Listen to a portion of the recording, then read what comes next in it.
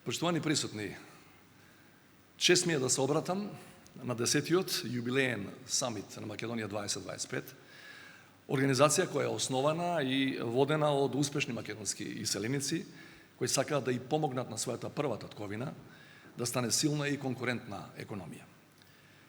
Покрај фактот што уште од самите своји почетоци Македонија 2025 се појави во специфичен контекст.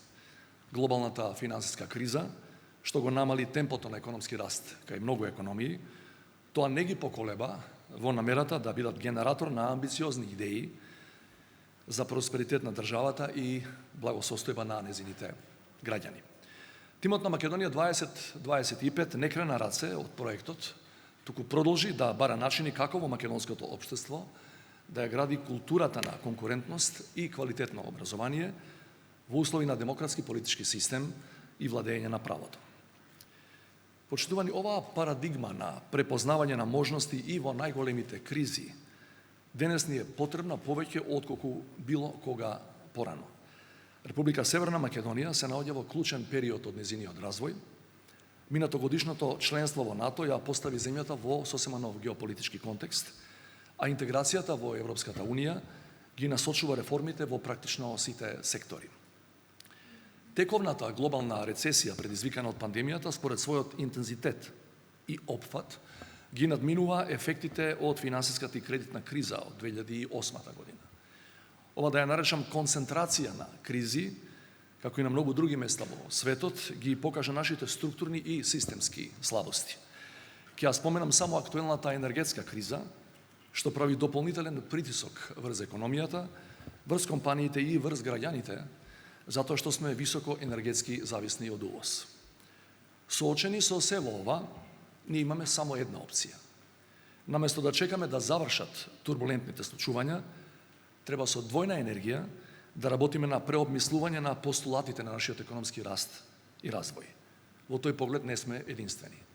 Многу национални стратегии и планови ќе мора да бидат ревидирани и прилагодени на новата реалност за полесно и поодржливо пост-ковид закрепнување. За подобра иднина од пресудна важност е да постои една споделена визија за развојот на државата. За таа цел, уште на почетокот на мојот мандат го инициирав проектот МКД 2030 како наша автентична стратешка рамка за развој на Северна Македонија до крајот на оваа деценија. Вклучувајќи представници од сите сегменти во општеството преку МКД 2030, сакаме да ги проектираме долгорочните развојни приоритети на нашето општество. Во исто време, ја поддржувам и националната развојна стратегија 2021-2041, која како следна фаза треба да се надоврзе на МКД 2030.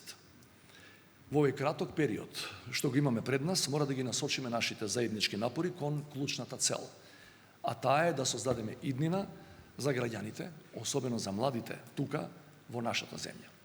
МКД 2030 се фокусира на повеќе меѓузависни теми. Од дигитализација, децентрализација и демократизација, преку еколошки, економски, аграрни и здравствени политики, па се до образование и наука и борба против иселувањето на младите од земјава. За да биде реално остварлив, тој развој мора да се фокусира на дигитализацијата. Во својот најнов стратешки извештај, Европската комисија ја идентификува дигиталната хиперповрзаност и технолошката трансформација како еден од 4 клучни глобални трендови што ќе влијаат на Европската Унија до 2050 година. Во блиска иднина, половина од професиите ќе бидат автоматизирани, а многу професии едноставно ќе станат непотребни. Светскиот економски форум проценува дека поради забрзаната дигитализација на глобалната економија, веќе во наредната деценија, дури 70% од вредноста создадена преку производство и услуги ќе се темели на дигиталните бизнис модели. Во овие процеси, предност ќе имаат дигиталните општества со развиена дигитална инфраструктура и култура на иновативни, инклузивни и одржливи бизнис стратегии. Каде се наоѓаме ние во оваа слика? Според најновите податоци на Евростат од 2020-та, просекот, го видовме пред малку, на дигитализација и дигитални вештини во Северна Македонија е само 32%, додека просекот во Европската Унија е 56%. Иако огромен број од нашите граѓани имаат пристап до интернет, најголемиот дел од нив го користат претежно за информирање и комуницирање преку социјалните медиуми.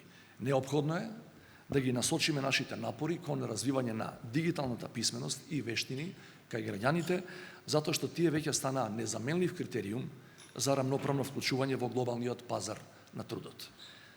Ние не почнуваме од нула. Во земјата постои солиден IT сектор, кој секоја година бележи се поголем раст со креирање на нови работни места и со зголемување на уделот во македонската економија. Покрај намалување на невработеноста и растот на економијата, дигитализацијата овозможува транспарентност, неопходна за да минимизираме можеби најголемата болест за секоја држава, тоа е корупцијата. Тука ја вклучувам и секојдневната, така наречена ситна или бенигна корупција, која реално ги оптоварува јавните услуги, но уште повеќе високата малигна корупција поврзана со организираниот криминал. У прилог на оваа теза, доволно е да го погледаме четвртиот глобален индекс за корупција за 2021, што покажува дека дигитално најразвиените економии имаат најниско ниво на корупција. Зборам за Европа. Освен тоа, дигитализацијата ќе го крене нивото на услуги за граѓаните, ќе придонесе да имаме поточни и навремени податоци за состојбите во државата, ќе го олесни водењето на бизнисот, ќе создаде поволна клима за иновациите, отворањето инкубатори и стартапи и образување на новата генерација дигитални номади. Почитувани присутни, колку и да изгледа несоодветно да се зборува за дигитализација во време кога државата се соочува со сериозна енергетска криза и ценовни шокови, сепак не смееме да дозволиме моментните предизвици да не спречат да го планираме овој неопходен чекор во развојот. Не постојат добри услови за почеток на позитивните промени. Добрите услови ќе бидат резултат на позитивните промени. Успехот на нашата генерација ќе се оценува врз основа на тоа дали ќе успееме да обезбедиме подобра иднина за нашите млади тука, во Република Северна Македонија. Тоа ќе го постигнеме само ако изградиме напредно општество втемелено врз знаења и одржлива економија втемелена врз технологии. Верувам дека со својата платформа за просперитетна иднина, Македонија 2025 ќе биде дел од нашите заеднички напори за трансформирање на целото општество во просперитетно и за оваа и за идните генерации. Ви благодарам и ви посакувам успешен самит.